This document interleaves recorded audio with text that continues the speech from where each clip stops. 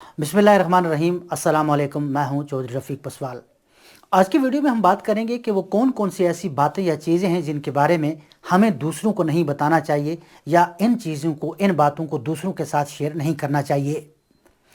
अक्लमंद, दाना और समझदार लोगों का कहना है कि अगर हम इन बातों का ख्याल रखेंगे तो हम किसी भी मुमकिन नुकसान से बच सकते हैं।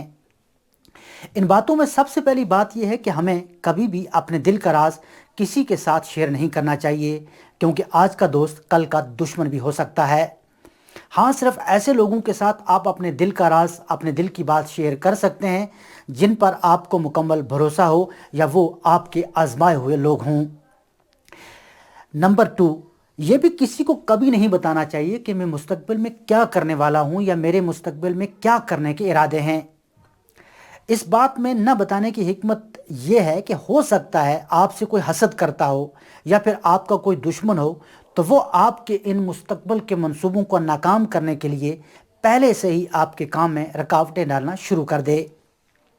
नंबर 3, अपनी फैमिली और घर के मामलात और राज बाहर के लोगों से या अपने दोस्तों के साथ कभी भी शेयर ना करें।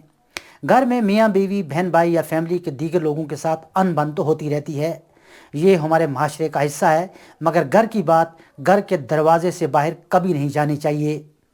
इस बात में भी बहुत बड़ी हिकमत पोशीदा है अगर इंसान गौर करे तो। चौथी बात यह है कि आप अल्लाह ताला की रज़ा के लिए जो भी काम करते हैं, इस काम को भी ज़ाहिर ना होने दें।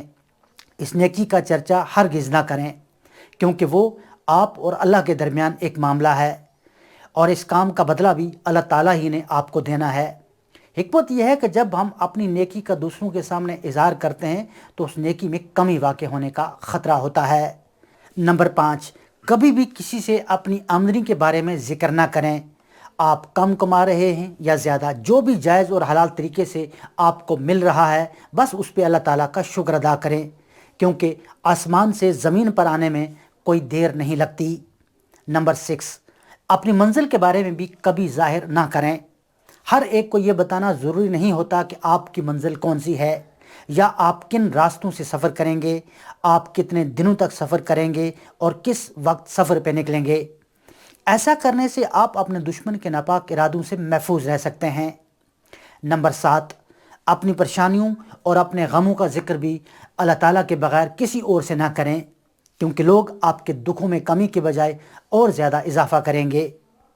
नंबर 8, किसी दूसरे का राज जो आपके पास अमानत हो, क्योंकि जब आप किसी दूसरे का राज अफशा करेंगे तो अल्लाह ताला आपका राज अफशा कर देगा। ये कुदरत का कानून है। ऐसा करने से आपका राज भी कभी महफूज नहीं रह सकता। रसूल अल्लाह सल्लल्लाहु अलैहि वसल्लम ने फरमाया कि जिसने किसी मुसलमान की पर्दा पोशी की तो अल्लाह ताला दुनिया और आखिरत में उसकी पर्दा पोशी करेगा। ये सब हिकमत और दानाई की बातें हैं। बताने का मकसद सिर्फ ये है कि शायद हमारी इन बातों से किसी का फ़ायदा या भला हो जाए या फिर कोई शख्स किसी मुमकिन नुकसान से बच जाए। आज के लिए बस इतना ही। अगर आपने अभी तक हमारा चैनल सब्सक्राइब नहीं किया तो कर लें, ताकि हमारी हर नई आने वाली वीडियो का नोटिफिकेशन आपको मिल सके। मिलते हैं अगली वीडियो में किसी और टॉपिक के साथ। खुश रहें और दूसरों को खुश रखें। तब तक अल्लाह हाफिज़।